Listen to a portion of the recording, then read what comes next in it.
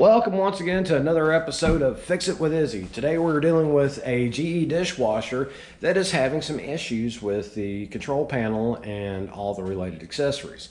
Now, for those of you that are out there looking and wondering why your GE is not wanting to start, doesn't want to power up or anything like that, stick around. This video is for you. I'm going to show you how to take care of that and go along with the whole guidelines of getting it properly done up.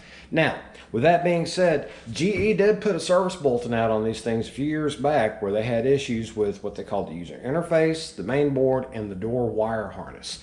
So I'm going to show you how to get my tongue working right. First call of the day, you know how that goes. So we're going to get through and show you where the main board's at, how to tell whether it's actually doing what it's supposed to do or not doing anything at all, some other things to check while you're at it, and save yourself some money out there. And this is something you can do yourself. So what we're going to do is we're going to start with this guy right here. This is our dishwasher that we're dealing with.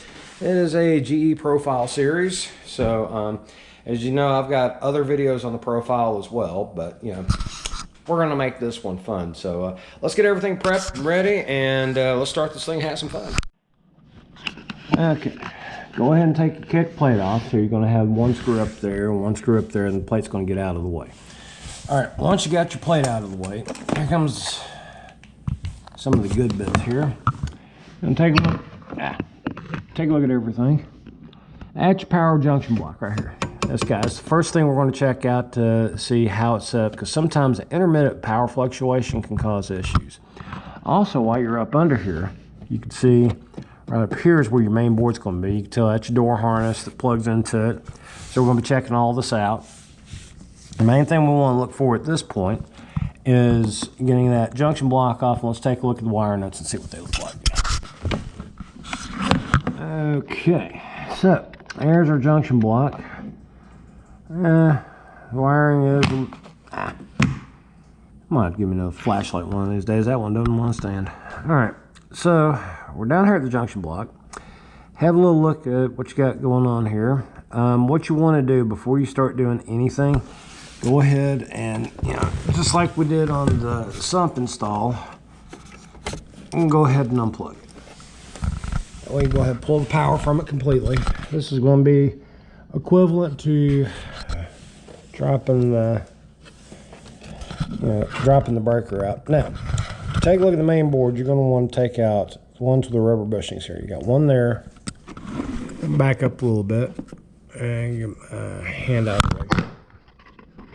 And once again, lights wanting to fall. Yay! All right.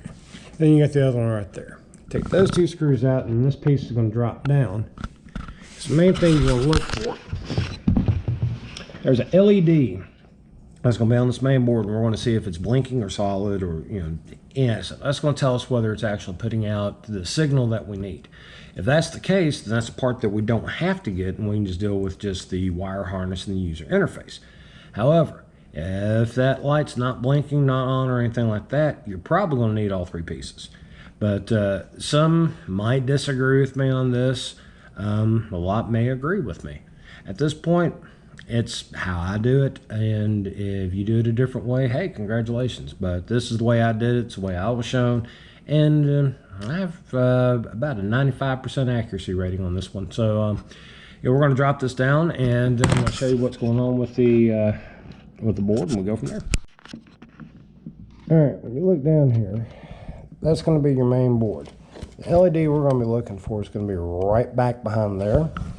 So what you want to do at this point is, once you got it down to here, where you can actually kind of do something with it, go ahead, go back over here to your power connector, and plug it back in. And you're going to see a little, let me get this light out of the way. Just kind of get down and see if we can see some lights blinking or something. There we go. Look just on the other side of that capacitor there, not capacitor, a little mini coil. That's where we're seeing the blinking. Okay. Any kind of blinking that you got going on, that's pretty much a guarantee that you're going to be dealing with a user interface and most likely a door harness at the same time. It's just a good idea, since you're going to have to pull the door off anyhow in order to replace these two pieces. Just go ahead and just replace the harness while you're there. I mean, you're already going to be exposed to it. It's going to be out. It's going to be one of those things you're going to have to disconnect, change out your user interface anyhow. Might as well go ahead and change it out. So we got fresh connections on the ends, and you can actually go, all right, that is no longer needed to be done. Now, this is one of those cases where I'm going to shoot this video before I have all the parts together, because I do have to order up the pieces for this one.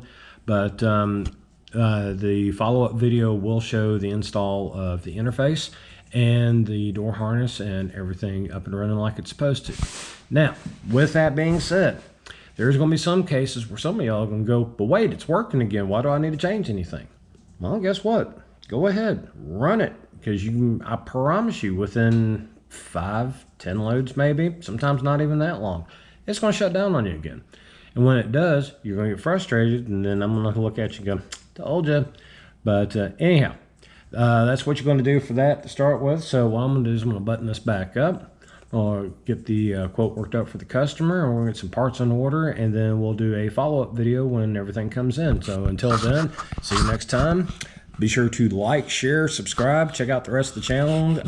If you get, like I said before in the others, if you have any appliance questions that you want answered, hit me up in the comments. I'll be sure to take care of it. And if there's a particular appliance that you want to see a video on, let me know. And when I run across it, I will post it for you. With that being said, have yourselves a wonderful day. And until then, thanks for tuning in to Fix It with Izzy. Be sure to like, share, subscribe, and I'll see you on the next one.